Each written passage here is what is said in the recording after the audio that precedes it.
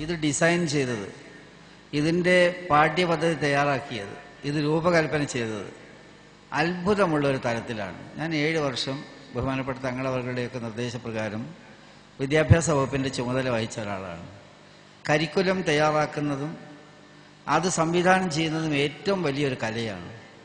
അതിലേറ്റവും മികച്ചു നിൽക്കുന്നതാണ് ഗവൺമെൻറ്റിന് പോലും അവലംബിക്കാൻ കഴിയുന്ന ഒരു സിലബസും പാഠ്യക്രമവും ക്രമീകരിക്കുകയാണ് വാഫി ചെയ്തിട്ടുള്ളത്.